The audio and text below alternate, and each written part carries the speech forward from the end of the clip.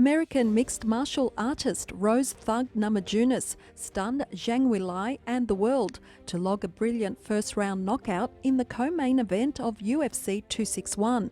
The Lithuanian-born fighter who won back her strawweight championship and silenced critics of her pre-fight anti-communist remarks where she said better dead than red and Weili is red.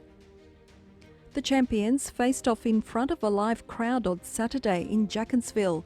Thug Rose defeated Zhang, regaining the UFC strawweight belt with a lightning-fast knockout kick to the head at 1.18 of the first round, following her opponent to the ground with follow-up strikes. Referee Keith Peterson had seen enough and stopped the contest. "I did it again," Namajunas said with tears running down her face. "I am the best. I didn't see her moving. I wasn't sure she was going to come back from that. A couple of those hammer fists and that was out." Zhang, who entered the title bout with a stellar 20 wins and 1-loss record, still swaying and dazed, protested that the referee stopped the fight too early. However, the Chinese star could not impose herself against Namajunas as she had against Joanna Jedrzejczyk in March 2020 in what some have called the most outstanding female MMA fight of all time. Namajunas, the first fighter to beat Zhang in the UFC, handed the Chinese opponent only her second loss in her professional career. In an April 10 pre-fight interview, Namajunas commented, "Better dead than red," in reference to communism, which her family in Lithuania lived under. The comments became somewhat infamous and attracted much pre-fight controversy because they implied the former champion was fighting not only to regain her title, but in something of a spiritual battle against communism. In the initial interview, the star said she values freedom and her opinions are based upon her experiences with communist aggression. Namajunas said before the fight that she had no misgivings over her better dead than red comment and that she regards any opponent as red, adding that they're just the person standing in the way of my dream. She also made it clear that her opinions are her own, which were shaped by real-life experiences. She said, "It's who I am, it's my history. When I fight, it has nothing to do with emotion." At a recent House Armed Services Committee congressional hearing, top American military officials warned that China's ability to project its naval prowess in the Indian Ocean is alarming.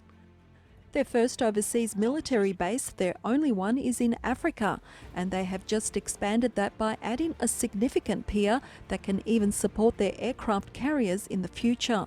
Around the continent, they are looking for other basing opportunities. China very much has the intent to establish additional overseas bases in Africa, whether that be on the Atlantic coast of Africa or the Indian Ocean coast of Africa. China is of great concern. They are literally everywhere on the continent. They are placing a lot of bets down. They are spending a lot of money, Townsend said at the hearing.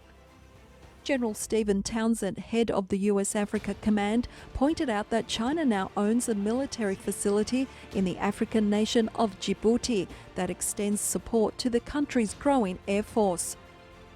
Opened in 2017, the Djibouti base is located just 7.4 miles away from the US military base Camp Lemonnier, home to around 4,500 American troops. Other nations that have military bases in Djibouti include Italy, Japan and France. In May 2020, a Forbes report had published satellite images of China expanding its facilities in Djibouti. Defence expert H.I. Sutton pointed out that the 1,120-foot pier shown in images might be aimed at accommodating Beijing's new military vessels. At present, China has 2 aircraft carriers, Shandong and Liaoning. A third carrier is scheduled to be completed sometime later in the year and is expected to be a larger ship with a catapult launch system that will launch heavier planes. So many nations have military bases in Djibouti because it sits next to the Bab el-Mandeb Strait that separates the Red Sea and the Gulf of Aden, with the Red Sea being the gateway to the Suez Canal, a passageway that accounts for almost 12% of global trade.